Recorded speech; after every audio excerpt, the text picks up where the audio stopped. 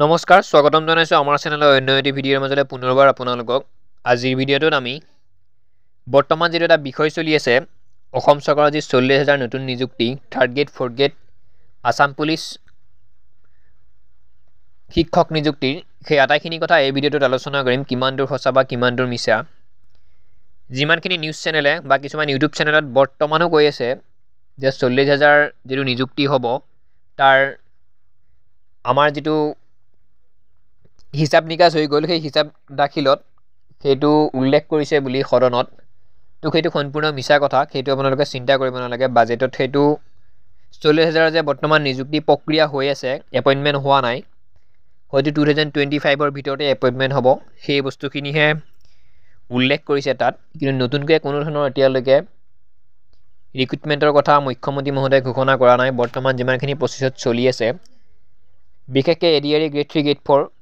Assam police Assam commando লগতে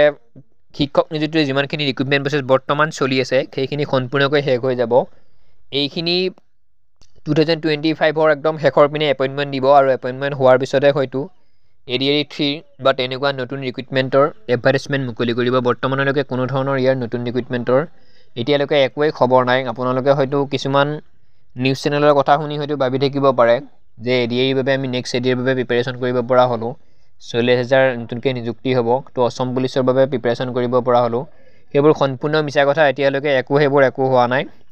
যেতিয়াই ইয়াৰ notification আহে এডিআই গ্ৰেড 3 গ্ৰেড 4 বা অসম পুলিচৰ নতুবা আৰু এটা ৰিক্ৰুটমেন্ট যে হ'ব সেইটো কিন্তু সম্পূৰ্ণ সঁচা কথা যেটো ফৰেষ্ট গাৰ্ড আৰু এক্সেছ ডিপাৰ্টমেন্টৰ 2023 ওলাইছিল নেকি একেলগে ফৰেষ্ট গাৰ্ড এক্সেছ আৰু জেল ৱাৰ্ডৰ যে একেলগে এক্সাম পাতিছিল ঠিক তেনেদৰে এইবাৰো হয়তো সেই নটিফিকেশনটো হয়তো আহিব পাৰে এডিআই গ্ৰেড 3 গ্ৰেড 4 ৰ ৰিজাল্টৰ আগে আৰু বহুত ক্যান্ডিডেটে বৰ্তমান কিছুমান চেনেলেও এনেকুৱা কৰি আছে এজন থাৰ্ড গ্ৰেড পাস কৰা ক্যান্ডিডেটক পৰীক্ষাটো পাস কৰা ক্যান্ডিডেটৰ ওচৰত যায় এনেকুৱাকৈ তেওঁলোকে সেই ক্যান্ডিডেটজনৰ পৰা ইন্টাৰভিউ লৈ আছে যেন তেওঁৰ চাকৰিয়ে হ'ল ইতিমধ্যে তেনেকুৱাকৈ ইন্টাৰভিউ লৈ আছে সেইটো একচুয়ালি মই ভুল বুলি ভাবো কাৰণ এতিয়ালৈকে চাকৰি কাৰো হোৱা নাই যদি 7000 পদ আছে 14000 ক্যান্ডিডেটে পাস কৰিছে সেই পৰীক্ষাটো এডিআই গ্ৰেড 3 গ্ৰেড 4 ৰ তো এতিয়ালৈকে কোনো ধৰণৰ কাৰো চাকৰি হোৱা নাই ভাইভা বাকি আছে স্কিল টেষ্ট বাকি আছে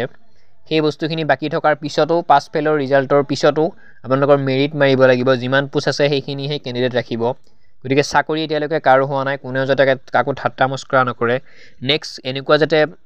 ইন্টাৰভিউ যাতে কোনেও কাৰো নলয় মই সেইটো অনুৰোধ কৰিছো কাৰণ অকনমান কিছু ক্ষেত্ৰত প্ৰবলেম হয় বা সেই ক্যান্ডিডেটজনৰ যেতিয়া আপুনি ইন্টাৰভিউ ল'ব বা যিজন ক্যান্ডিডেটৰ ইন্টাৰভিউ দিব তেওঁ যদি পিছত গৈ যদি চাকৰি নাহে যদি তেওঁ চাকৰি নহয় কাট অফ লিষ্টত যদি তেওঁৰ নামটো নোহোমায় তেতিয়া তেওঁ এটলিষ্ট